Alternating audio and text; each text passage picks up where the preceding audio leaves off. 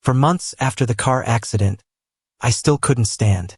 Even something as simple as grabbing a book from the shelf to look something up required Maya's help. In the future she envisioned, I was a burden she'd have to carry for the rest of her life. So she did everything she could to make me be the one to break up with her. I was running out to move my car when I passed a group of people. Then I heard Maya call my name. Owen? Her tone was one of utter disbelief. I stopped and looked back at her. We hadn't seen each other in years. I never thought she'd find out about my recovery this way. She walked toward me through the crowd, her eyes first fixed on my face, then dropping to my legs. She seemed to be trying to confirm if what she was seeing was real. I knew what she was looking for, so I spoke first. Want me to take a few steps for you? Only then did the shock in her eyes find its way to her voice. She said, Owen, you can stand again? It's a medical miracle. She seemed to have never imagined I would one day stand on my own 2 feet again. It was just like back then. Even though the doctor had said my injuries weren't that severe and would heal with long-term physical therapy. Even though I was actively following all the doctor's treatments. 3 months after my injury, just because I couldn't even pull myself up with the help of my wheelchair, she decided I'd be stuck in it for life. I had never seen that side of Maya before, sitting next to me with a look of complete defeat. She kept muttering to herself, how could this happen? How can there be no progress after 3 months? That was the first time I realized that my existence had become an unbearable burden for her. I repeated her words back to her, a medical miracle? Then I laughed out loud at her verdict. All I did was follow my doctor's orders, cooperate with the treatment, and prove her pessimistic assumption wrong. And she calls it a medical miracle. It's laughable. After all, when I stood in front of my doctor again, even he just said, congratulations on your recovery. Not, this is a medical miracle. When I got back from moving my car, Maya was still standing there, staring in the direction I had gone. I asked her what she was doing. She pointed at my empty hands. You didn't have your bag with you, so I knew you were coming back. After the crowd dispersed, I noticed that the man she had told me about back then was nowhere to be seen. I asked her, is your boyfriend not with you? She told me I'm single. All these years apart, I thought she would have found that man to make up for her past regrets. I didn't expect her to still be alone. During the 4th month Maya was taking care of me, I still needed her help for simple things like getting a book to look something up. One day, after I'd asked her to grab book after book for me, she suddenly leaned against the shelf and started talking about the past. She asked me, Owen, did you know? I once turned down a guy who confessed his feelings for me. Something she felt was worth mentioning now had never been brought up back when it happened, when she could have used it to score points with me. To bring it up so suddenly, without any warning, at a time like this, I could guess why. Maya was still resentful that I was causing her so much trouble. Although I didn't know who this man was, I knew one thing for sure. He was able-bodied. Years later, Maya was starting to regret it. If she had left me and gotten together with that man, she wouldn't be in this mess. I tried to stand up to prove to her that the treatment was starting to work, but the pain was too much and I collapsed back into the wheelchair. Maya rushed over to help me up, scolding me for pushing myself. The words tumbled out of her mouth. Owen, don't you know what condition you're in? She never held out any hope for me. Even when I told her, Maya, I'm gonna get better, she would just placate me with a dismissive, yeah, I'm sure you will. My best friend, Chris, came out and called for me to hurry back inside for dinner. Maya stopped me. She took out her phone, dialed my number, and told me it was her new one. She said to call her anytime if I needed anything. As I walked inside with Chris, I blocked Maya's new number. Chris saw what I was doing and asked me, Owen, you're not planning on getting back together with Maya? From the way she was looking at you, it seems like she still has feelings for you. Chris didn't know what our daily life together had been like, much less the real reason we broke up. He probably just heard that I was the one who ended it and assumed Maya was the one who got dumped. He never stopped to think about why Maya had changed her number in the first place. It was her way of cutting off all contact with me after she fled.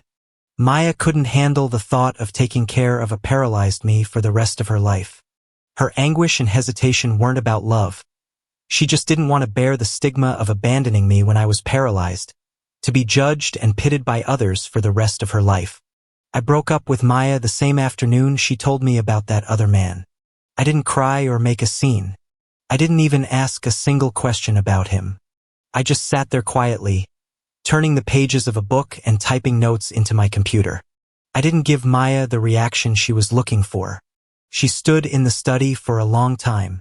So long that when her phone suddenly rang, she said she had to go out and rushed off. But I saw it clear as day. She typed on her phone for a bit, and 10 minutes later, that call came in. I sat at my desk in a daze, suddenly wondering what the last 5 years of our relationship even meant. The love between us couldn't withstand one car accident and Maya's imagined future of me dragging her down for a lifetime. I bent over to pick up a book that had fallen and accidentally fell to the floor. The pain in my legs was excruciating. I gripped the edge of the desk, but no matter how hard I tried, I couldn't get back into my wheelchair. I found my phone and called Maya twice, but she never picked up. I figured she probably knew that if I was calling, it was because I needed her for something. I didn't call a third time. I just lay there on the floor, waiting for the pain in my legs to subside, waiting until I had enough strength to try and get back up on my own. It wasn't easy, but after half an hour, I was back in my wheelchair, drenched in sweat. But I had done it. Then I wheeled myself to the living room, found the first aid kit, and cleaned the scrapes on my legs. I straightened my rumpled clothes and waited in the living room for Maya all afternoon. By the time Maya got back, I had already found a caretaker online. Mr. Roberts was the best rated, and he could start tomorrow. I paid extra, and he promised to come that same evening. Maya clearly enjoyed her time out. The resentment on her face had lessened when she returned. She poured me a glass of water and handed it to me. I first said thank you, and then I broke up with her. It wasn't completely out of the blue. Maya thought her story about the other man had worked. Her eyes were fixed on me, as if she hadn't quite heard what I'd said. I pointed to her things, which I'd placed by the door. Maya, you should go. The breakup I initiated was the answer she had been scheming to get for so long. So that day, she didn't even pretend to resist. She just hurried away. I never called Maya again after that, and I never knew she had gotten a new number. Chris didn't find out Maya had left until a week later. He had just gotten back from a business trip and came to see me, bringing some herbal remedies. I was holding on to the edge of the desk, pulling myself to a standing position. I quickly called for Mr. Roberts to come and see. The moment Chris pushed the door open, he gasped and ran over, grabbing my shoulders tightly. He was more emotional than I was, his voice choking up. Owen, how are you recovering so fast? Then he started calling for Maya, looking all around the apartment. Maya, come look. Owen's standing up. After he found out Maya and I had broken up, Chris blamed me for being too kind, for letting her go because I was afraid of being a burden. He said, Owen, you guys were a couple. If you can't get through something small like this, how are you supposed to spend the rest of your lives together? It was precisely because I knew I couldn't rely on Maya that I decided not to spend the rest of my life with her. After the dinner party, I didn't go home. I went back to the office, and I finally finished a project proposal that had been giving me headaches for weeks. Do you believe it? Love can make a person grow, but so can hate. I resented what Maya did, how she made me see that she wasn't someone I could depend on. So, I became even more dedicated to my physical therapy, just to prove that all her so-called worries were for nothing. Even from my wheelchair, I could still pull all-nighters, typing away to create the best proposals.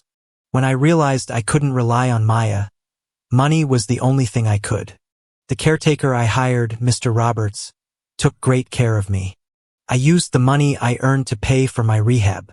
It was 6 months after the accident that I could finally stand and take a couple of steps on my own. That day, Mr. Roberts was helping me walk slowly across the living room, and I joked with him. Mr. Roberts, if I can take 2 steps by myself, can you make me some braised short ribs tonight? Mr. Roberts chuckled and said of course. He let go of me, his hands hovering protectively nearby.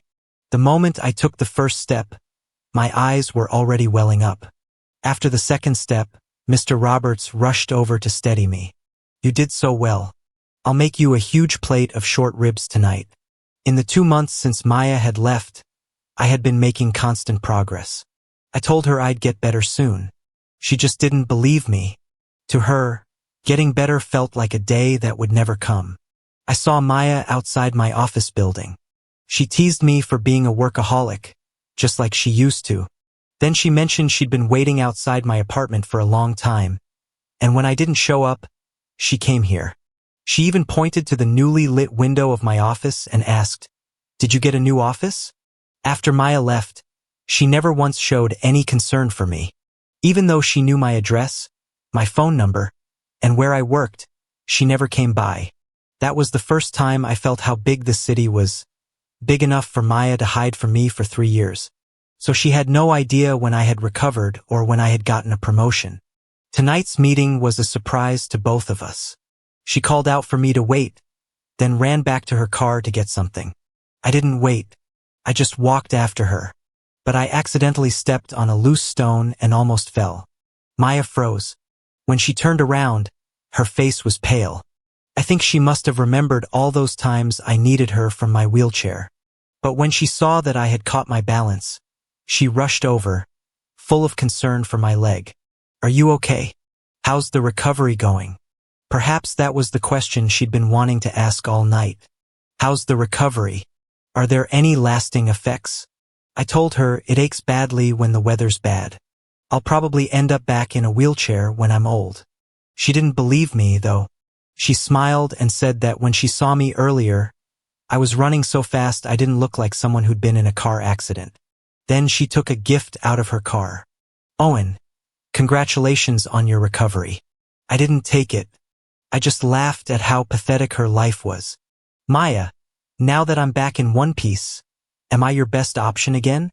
Maya reacted just like I had back then, pretending not to understand the meaning behind the words, even though she knew exactly what I meant.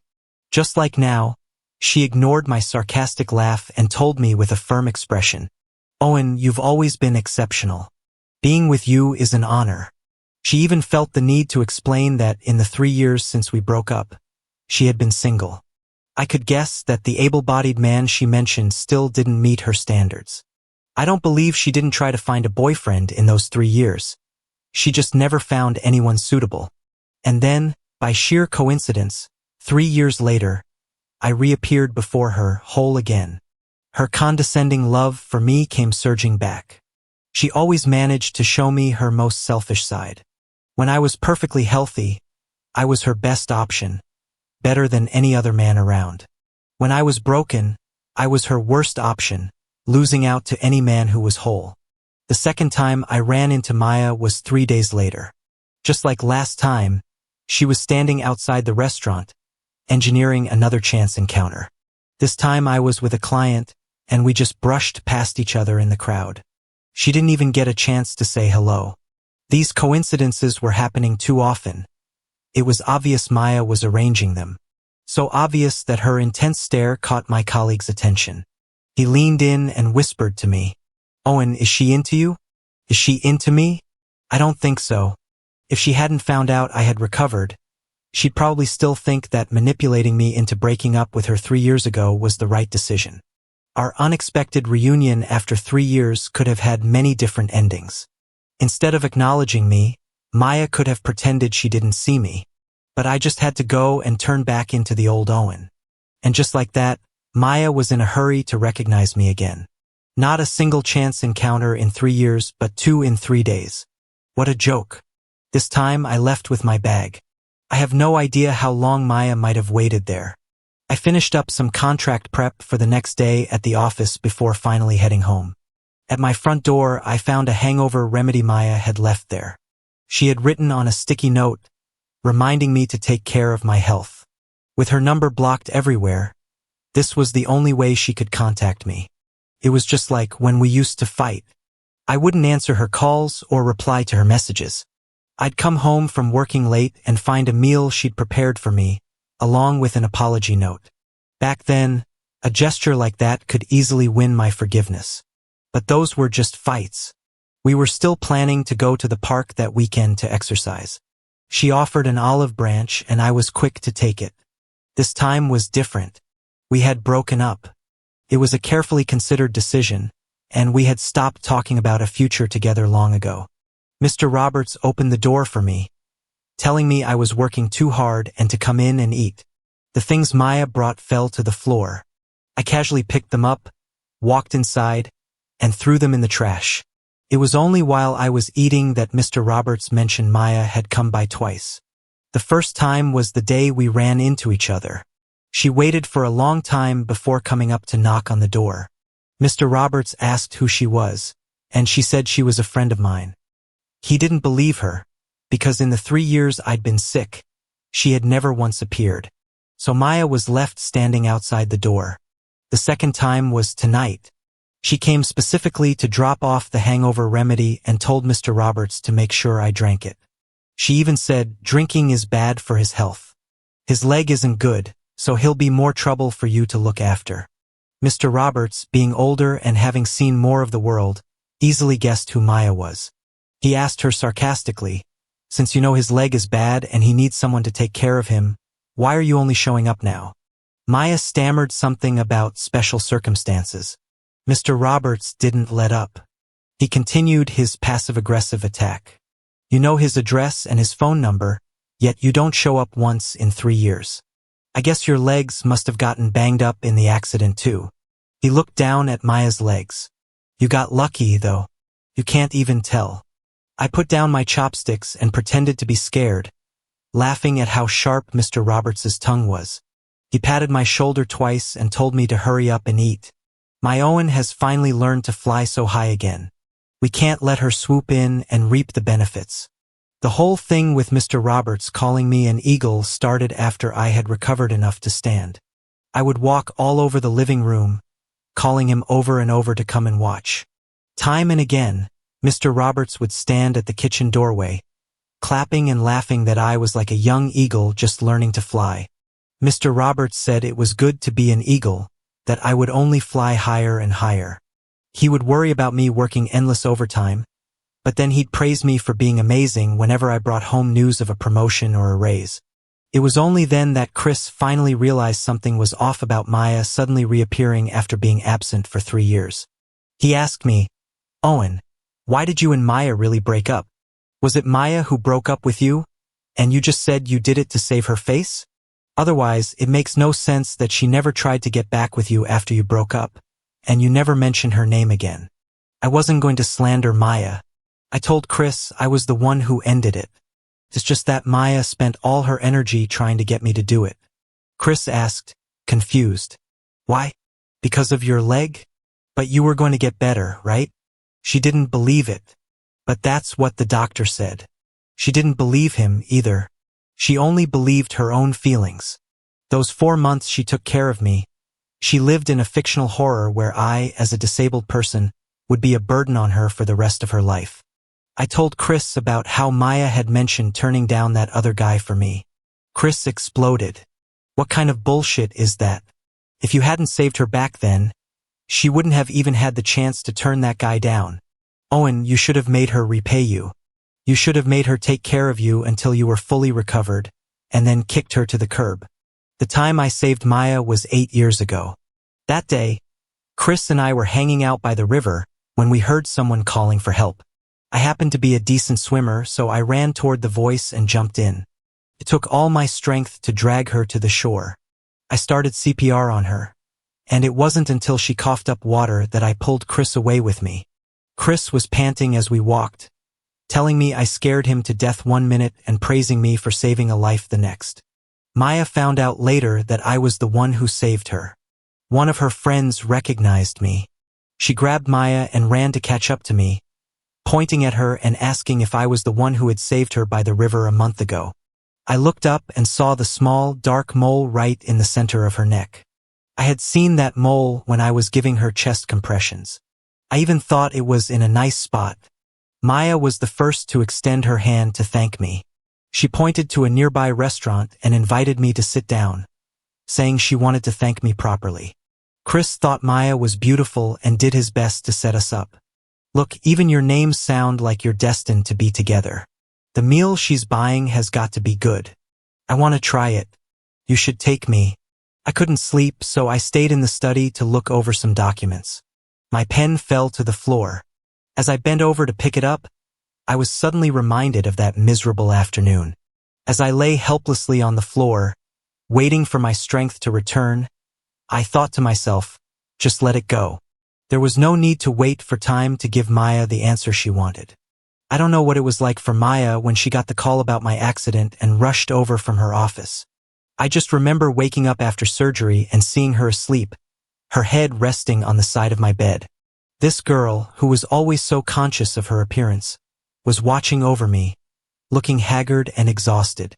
When she felt my fingers twitch, she startled awake.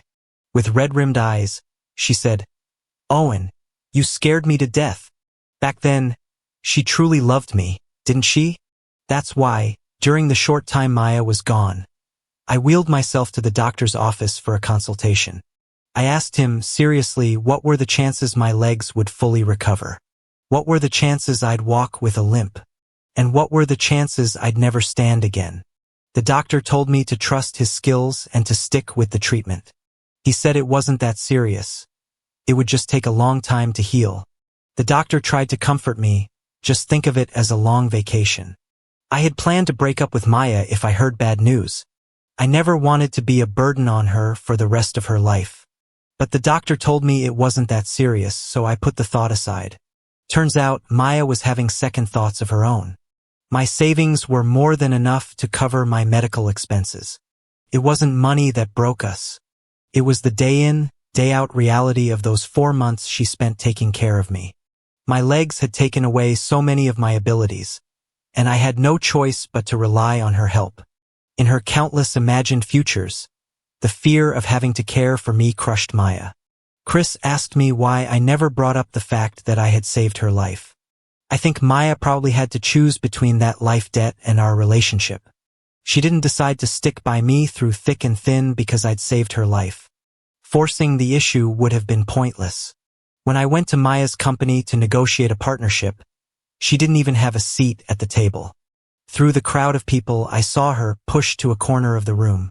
In the year I loved her most, I once told her that if I ever made it big, I would never forget her. And for the years we were together, I never skimped on her financially. In the year I hated her most, I fantasized about this exact scene countless times. Me looking down on her from a position of power, letting her see me standing on top and laughing at how she'd fallen behind. These past few years I worked hard enough and Maya didn't progress at all. That's what made my fantasy a reality. Her eyes seemed to hold 1,000 words, but I only gave her a fleeting glance before following the group into the conference room. There was no thrill of revenge, just a sense of finally getting closure for all the indignities I had suffered. In those days when I couldn't walk, Maya thought I saw her as my one and only savior. That's why she was afraid that the nicer she was to me, the more I would depend on her, that I would cling to her shamelessly and never let her leave. She always thought I was incapable, but she couldn't see that even then. I was still working hard, desperately trying to show her that I wouldn't be a burden. It was raining when the meeting ended. I walked back to the parking garage under my umbrella. As I sat in my car rubbing my aching leg, I saw Maya tapping on my window. In all that time, this was the only chance she got to approach me. I lowered the window, letting her get a clear look at what I was doing. I hadn't lied to Maya. My leg really did ache and throb when it rained. It was a side effect that would require a long, long time to manage. Didn't Maya want to chase after me now that she saw I was perfectly fine? Well, then I'd let her see that I was still tormented by the aftermath of that accident. To show her that, in her eyes, I was still no match for any other able-bodied man. But Maya didn't seem to care. She put on a pained expression and asked, "Is it bad? Should I go to the pharmacy and get you something?" I had nothing to say to her. I just silently rubbed my leg. Maya suddenly spoke. "Owen, I want to take care of you again." I told her, "Maya, this ache isn't going to get better anytime soon. When it's bad, the pain keeps me up on rainy nights." She insisted, "I'll get through it with you."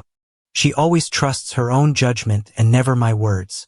Last time I said I would get better, and she didn't believe me. This time I said the pain might be with me for life, and she didn't believe that either. Or maybe she figured that no matter how bad things got, it wouldn't be like before, when I had to rely on her for something as simple as a drink of water. I don't agree. And I don't believe you. Back when she was taking care of me, there were times she'd get fed up and pour me a glass of scalding hot water. I would carefully place the scorching glass on the coffee table and wait for it to cool down before drinking. There were also times when I'd ask her to push me onto the balcony to get some sun, and she'd deliberately position me in the glaring light. Back then, I was already trying my best to tolerate her impatient outbursts. I admit I was a hassle for her at the time. So, at first, I chose to forgive these little acts of frustration. But eventually, she started dropping hints that she wanted to break up, and my tolerance proved useless. Actually, Maya's friend Jenna came to see me after we broke up. The day she came, I was in the middle of an online meeting in my study. Mr. Roberts showed her to the living room to wait. After the meeting, I tried to pull myself up using the desk and excitedly called for Mr. Roberts to come and see. Mr. Roberts, worried I'd stand for too long, hurried over to praise me. I looked up and saw the person standing behind him. After we sat down in the living room, the first thing she said to me was, "Maya lied to me." That's when I found out what Maya had messaged her on the day we broke up.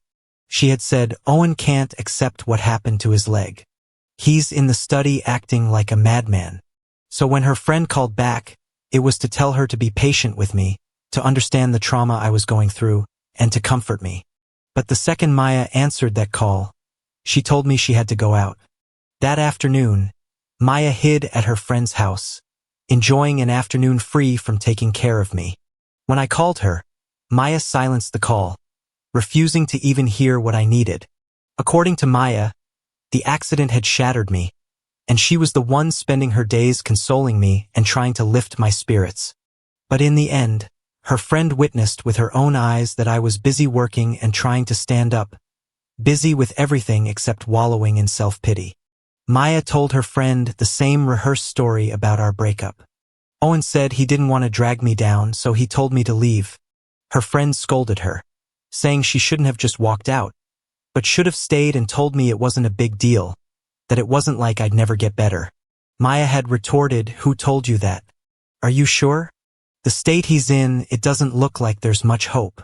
I can't bring myself to lie to him like that."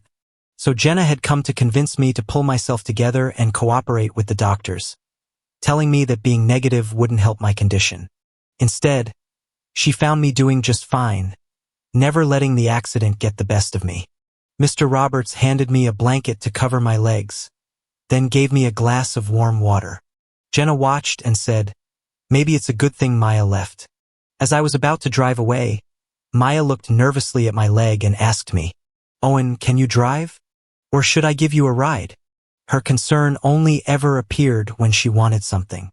That day, when she finally got the breakup she wanted, her only thought was to escape my apartment as fast as possible. She knew my best friend was out of town on business, and she had sworn to my parents that she would take good care of me. So she never once thought about how I would get through that night alone. It was already 9 o'clock when Mr. Roberts arrived. I was in the middle of eating some takeout. I wheeled myself over to open the door for him. The first thing he asked when he came in was, "Has no one been taking care of you until now?" I said, "No, it's just tonight that I'm on my own." The first thing Mr. Roberts did in my home was ask what foods I needed to avoid. Then he went straight into the kitchen and cooked me a proper meal. The half-eaten takeout was thrown into the trash. While straightening up my study, Mr. Roberts neatly put away all the books Maya had left out. It was in that moment that my heart grew completely cold toward Maya. Mr. Roberts took a few days off, so Chris came over to stay with me. He was bored and started drawing patterns with a pen on the scarred skin of my leg. He suddenly brought up the time I was unconscious in the hospital. He and Maya had arrived at the hospital at the same time. The moment she saw me, covered in blood, Maya collapsed to the floor. He said, "Owen, back then, Maya was genuinely terrified you were going to die. So until I woke up, Maya never left my side. She took good care of me then, watching my every move. That's why on the day I woke up, even though she was exhausted, she could sense my slightest movement and wake up instantly. The first thing she said to me was, "Owen, you scared me to death." Her expectations for me were low back then. She just wanted me to wake up. That process took 3 days. After I woke up, her next wish was for me to be safely discharged, to get away from that suffocating place. That process took a month. Then we went home and had 2 relatively peaceful months. She was strict with me then, hoping I would think less about work and focus on my recovery. Maya wanted me to stand up again soon, but the process was unknown and long. I couldn't do it in a short amount of time, and after 4 months of caring for me, Maya suddenly had a mental breakdown. I guess when I was forced to depend on her, I was too much like a helpless infant. She felt an unprecedented sense of suffocation and pressure. And so, I could easily pick up on all her little maneuvers to leave. When Chris came to visit, he had indeed seen Maya taking good care of me. That's why after telling me all this, he admitted that his initial assumption about our breakup, that I had benevolently let her go, was wrong. He now understood it was the result of Maya's daily pressure. Now he could look at me with red-rimmed eyes, his voice filled with sympathy, and say, "Owen, I want to kill her."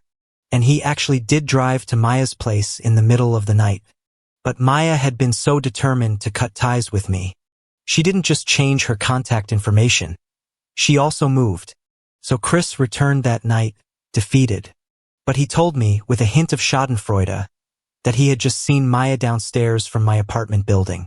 She had probably been turned away at the door enough times that she didn't bother coming up, just stood downstairs. I had no idea she was there. But it was exactly what Chris wanted. The rage he couldn't vent that night came pouring out tonight. This is how Chris told it to me. I was afraid she'd run, so in the few seconds it took to charge over, my brain was rapidly calculating the best place to hit her. He decided to kick her hard in the shin with his heavy-soled leather shoes. For no other reason than he remembered her telling me to my face that she'd rejected an able-bodied man, and he felt it was the deepest cut she could have made. In the end, he was disappointed that Maya reacted so quickly and limped away. He said to me, "Owen, I hate it. Back at the hospital, I really thought that after you got better, you should spend your life repaying Maya for her care. Maya had been good to me, it's true. She was just too afraid I would drag her down in the future. So in the future she planned for herself. I was the burden that had to be abandoned." A week later, I saw a limping Maya. She was standing outside a shop I often visit. I looked up when I heard some people talking about the woman outside. Even now, Maya's looks and figure were still striking enough to instantly draw people's attention. But that wasn't why I fell for her back then. At that time, Maya was genuinely grateful that I had saved her life. So after our first meal, she asked me out for a second. This time it was just the 2 of us, and she ordered all my favorite dishes. No one had told her my preferences. She had learned them all just by carefully observing me during our first meal. She even pulled a handful of plum-flavored candies from her pocket. She said, "I saw you ate quite a few last time, so I brought some for you." It was then that I thought she was a good person. At least she was thoughtful and attentive. I figured if we got together, she would probably treat me well. Kids these days are all about making the first move. So I watched as the 2 guys who had been talking about Maya went outside to ask for her number. Maya waved her hands and backed away. Chris must have kicked her pretty hard, because her retreat looked a little clumsy. I even heard the 2 guys come back in and start talking about her leg. It's a shame. She's got a limp. I imagine Maya must have, at some point, thought about what people would say if she brought me home in my condition. What a shame. She found a boyfriend like that. And so she became even more afraid. For the first time, I heard an apology from Maya's lips for what she did to me 3 years ago. This sudden apology was nothing more than her finally feeling a fraction of the hardship I had endured. For the past week, she had been trying to do so many things on that injured leg. It wasn't until she realized she couldn't even run or jump before her leg healed that she finally understood that my serious injuries also needed time to recover. It wasn't that I would be standing again in no time as she had imagined. She took one kick, and a week later her walking was still affected. To be annoyed that I couldn't even stand up after 3 months was, indeed, asking the impossible. She said she had been too impatient back then. But it was in her impatience that I saw her selfish nature. In the end, the doctor never gave her a specific recovery timeline. Calculated in months, she had lasted for. Calculated in years, she couldn't even begin to imagine it. She didn't know how long it would be after I stood up before I could walk, and after I could walk, how long before I could run and jump freely.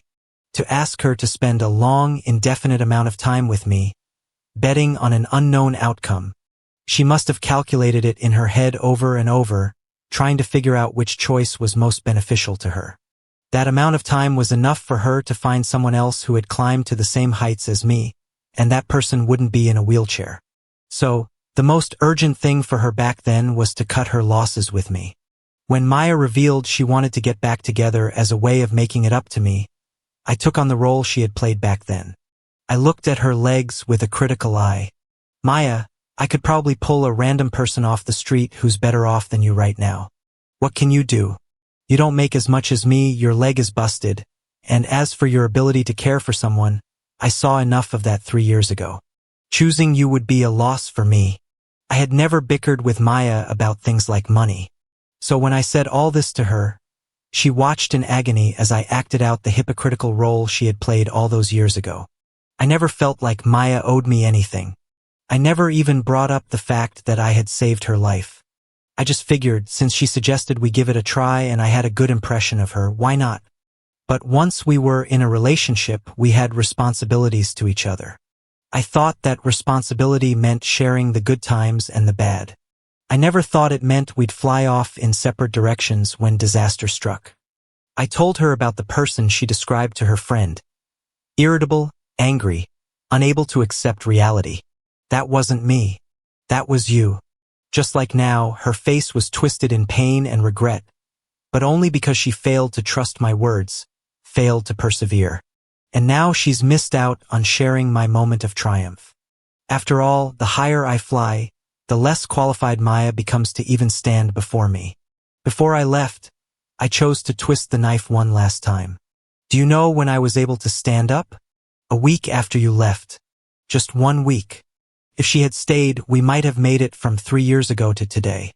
I went to a wedding. The officiant recited the same old lines, then asked the same old question. Do you take this woman to be your wife? To have and to hold, for richer or for poorer, in sickness and in health, to love and to cherish, till death do you part? This was the first time I had ever truly listened to that question. I used to think it was dry and boring, just a formulaic part of the ceremony. But now I realized it truly tells us what marriage means. It means that where there is health, there will be sickness. Where there is wealth, there will be poverty. Where there is laughter, there will be tears. Every time we say I like you, I love you, and finally I do, it means we have decided to face all the possibilities that may arise in this relationship together.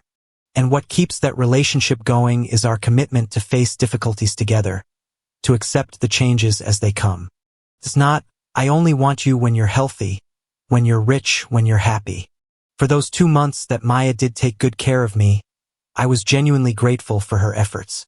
So during the time I was working from home, I was planning to save up a large sum of money to give to her as a gift. But the goal I set was too high, and the time Maya gave me was too short. I didn't reach my goal before she left. 6 months after she left, on the day I finally hit that target, I invested that money in myself. In that moment, I was grateful that I hadn't given up on myself.